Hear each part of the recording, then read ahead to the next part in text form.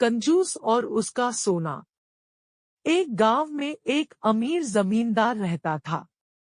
वह जितना अमीर था, उतना ही कंजूस भी। अपने धन को सुरक्षित रखने का उसने एक अजीब तरीका निकाला था। वह धन से सोना खरीदता और फिर उस सोने को गलाकर उसके गोले बनाकर अपने एक खेत में एक पेड़ के नीचे गड्ढा खोदकर डाल देता था। रोज खेत जाना और गड्ढे को खोदकर सोने के गोलों की गिनती करना उसकी दिनचर्या का हिस्सा था। इस तरह वह सुनिश्चित करता था कि उसका सोना सुरक्षित है। एक दिन एक चोर ने कंजूस आदमी को गड्ढे में से सोना निकालकर गिनते हुए देख लिया। वह छुपकर उसके जाने का इंतजार करने लगा। जैसे ही कंजूस आदमी गया, वह गड्ढे के पास पहुंचा और उसमें से सोना निकालकर भाग गया। अगले दिन जब कंजूस आदमी खेत में गड्ढे के पास पहुंचा, तो सारा सोना नदारद पाकर रोने पीटने लगा। उसके रोने की आवाज वहां से गुजरते एक राहगीर के कानों में पड़ी तो वह रुक गया।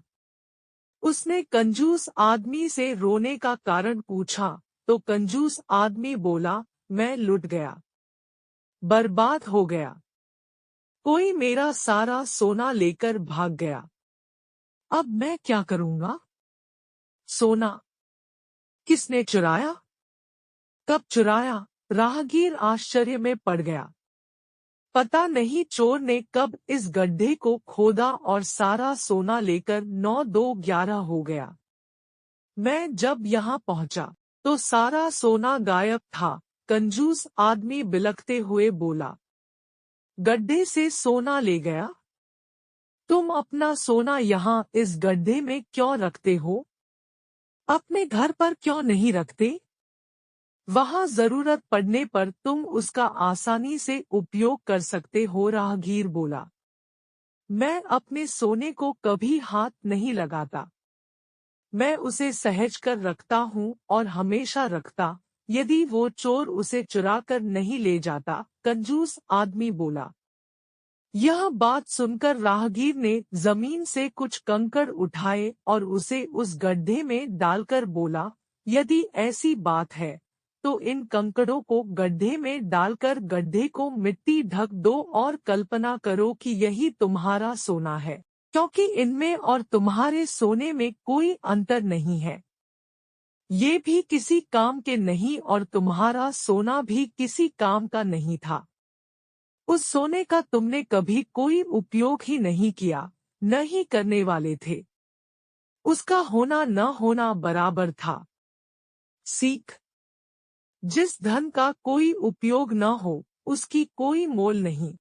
बैल का दूध। हमेशा की तरह एक दिन मौका पाकर दरबारी बीरबल के खिलाफ बादशाह अकबर के कान भरने लगे। वे कहने लगे, जहांपनाह, बीरबल स्वयं को कुछ ज्यादा ही अक्लमंद समझता है। यदि वह इतना ही अक्लमंद है, तो उसे कहिए कि वह बैल का दूध लेकर आए। दरबारियों की बातों में आकर अकबर ने बीरबल की अक्लमंदी की परीक्षा लेने की सोची। बीरबल उस समय दरबार में उपस्थित नहीं था। जब वह दरबार पहुंचा, तो अकबर बोले, बीरबल, क्या तुम मानते हो कि दुनिया में कोई कार्य असंभव नहीं? जी हुजूर, बीरबल ने उत्तर दिया। तो ठीक है, हम तुम्हें एक काम दे रहे हैं। तुम्हें उसे 2 दिवस के भीतर करना होगा। फरमाइए हुजूर। आपके हर हुक्म की तामीली मेरा कर्तव्य है। बीरबल सिर झुककर अदब से बोला। जाओ, जाकर बैल का दूध लेकर आओ, अकबर ने आदेश दिया। आदेश सुनकर बीरबल भौंचक्का रह गया। इधर दरबारी मन ही मन बड़े प्रसन्न हुए। वे जानते थे कि यह कार्य असंभव है, क्योंकि दूध गाय देती है, बैल नहीं। क्यों बीरबल, तुमने कोई जवाब नहीं दिया? अकबर बोले। बीरबल क्या कहता? वह बहस करने का समय नहीं था। हामी भरकर वह घर लौट आया। घर आकर उसने गहन सोच विचार किया। अपनी पत्नी और पुत्री से भी चर्चा की, आखिरकार सबने मिलकर एक उपाय निकाल ही लिया। उस रात बीरबल की पुत्री अकबर के महल के पीछे स्थित कुएं पर गई और पीट पीट कर कपड़े धोने लगी। अकबर के महल की खिड़की उस कुएं की ओर खुलती थी। जोर जोर से कपड़े पीटने की आवाज सुनकर उनकी नींद खुल गई। खिड़की से झांकने पर उन्हें एक लड़की कुएं पर कपड़े धोती हुई दिखाई पड़ी। अकबर ने वहीं से चिल्लाकर उस लड़की से पूछा, बच्ची, इतनी रात गए कपड़े क्यों धो रही हो? बीरबल की पुत्री बोली, हुजूर, मेरी माता घर पर नहीं है। वे कुछ महीनों से अपने मायके में हैं। उनकी अनुपस्थिति में आज मेरे पिता ने एक बच्चे को जन्म दिया।